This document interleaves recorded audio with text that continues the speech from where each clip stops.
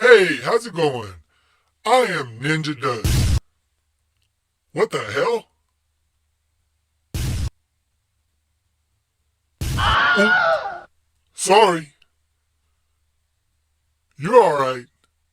Just walk it off.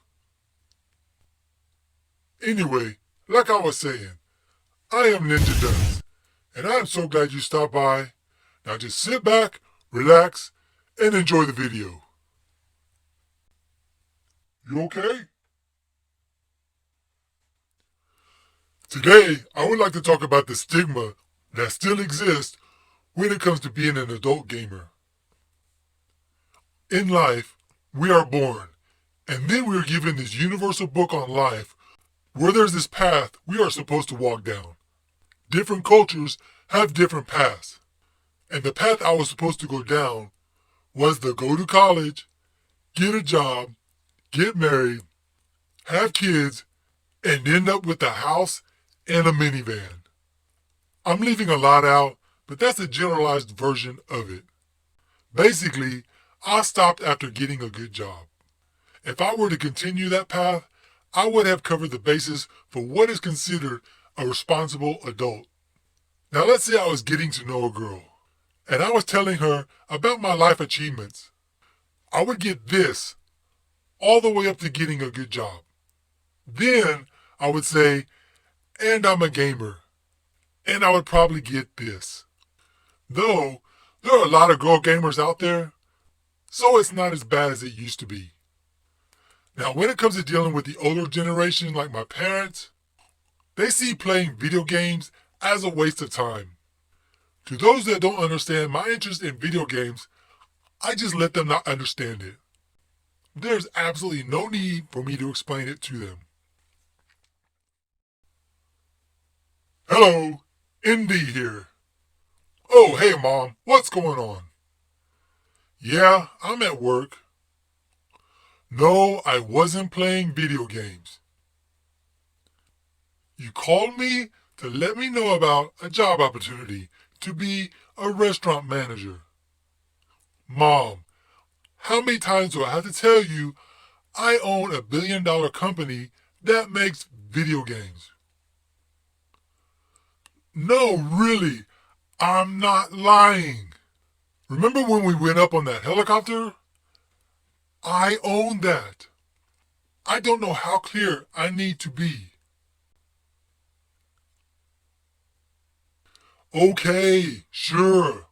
I'll consider the restaurant management position. Okay. Okay, Mom. I gotta go. Okay. It was good hearing from you. Take care. Unfreaking believable. One thing you may not understand is without adult gamers, the video game industry would not be even as close as to what it is today. We would be still playing this. The average gamer is 37 years old, and the video game industry gets most of its revenue from people in their 20s and 30s. Also, if you look at the companies developing and publishing these games, it's not a bunch of teenagers. We are talking about people in the 30s, 40s, and 50s. Some are even older. But sometimes that shows up in the games. And it is a very serious industry that pulls in $347 billion worldwide a year. Freaking $347 billion. Some games nowadays have hundreds of millions of dollars in production costs and take several years to make. Now that doesn't always mean it will be successful. Case in point, it just means that this isn't like developing the next version of Scrabble or Tetris. The problem is that people are basing it on what they think gaming is like, based on what they hear about in the news or what they see on TV. It's like judging somebody or something without having enough information to know what you're talking about. So basically, the internet. Why do adults play video games? The obvious reason is it's fun. Another big reason is adults need to be able to escape the pressures that life puts on them. Some adults turn to alcohol and drugs to accomplish this. while adults like me take out noobs in Apex Legends. It's that awesome feeling where your two teammates are down. It's you against the other team of three, and you manage to team wipe them with very little health in the end. Of course, it's probably a bunch of 10-year-olds who didn't think to rush me all at once.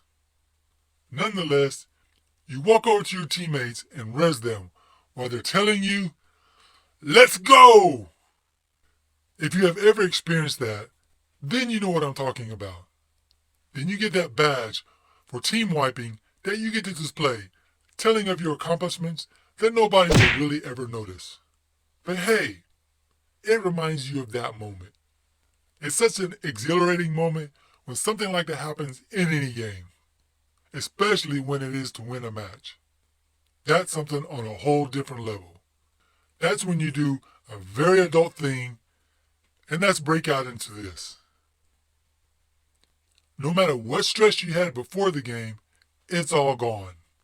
Granted, some games can cause players to be more stressed out, but I stay clear of those games when I had a stressful day at work or a just stressful day in general. Now, there are certain games that are more acceptable for an adult to play than others. To the gaming community, that doesn't matter. To the non-gaming community, their parents may wonder why their adult son or daughter owns toys, plushies, or plays Lego or Zelda games. Basically any cartoonish looking game that looks like a kid would play.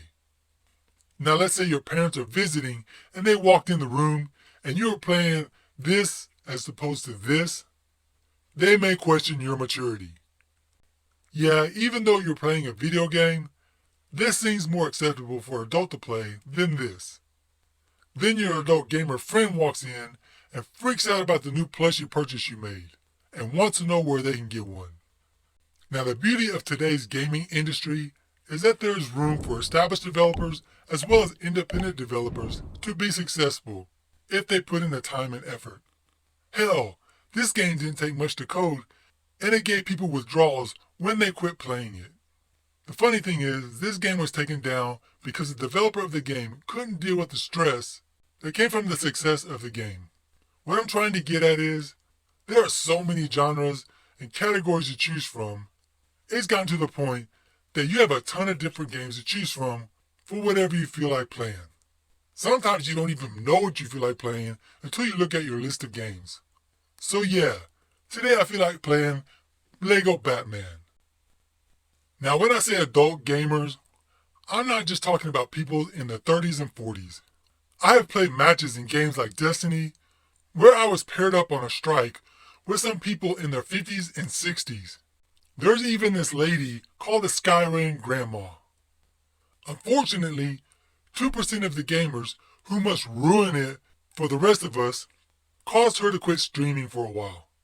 And there's this other guy who's well known for playing PUBG. The funny thing is once you reach a certain age, people will no longer look at you as wasting your time.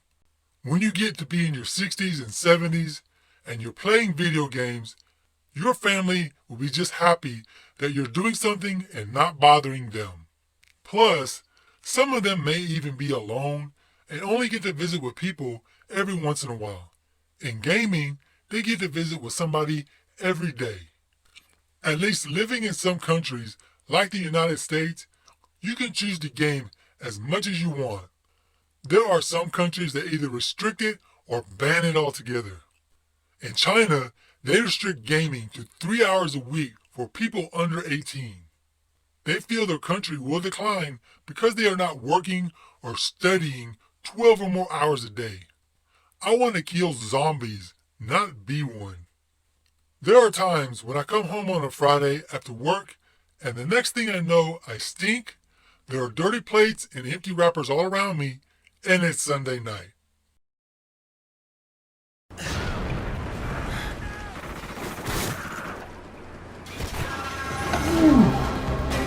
Nice work, team. Well done.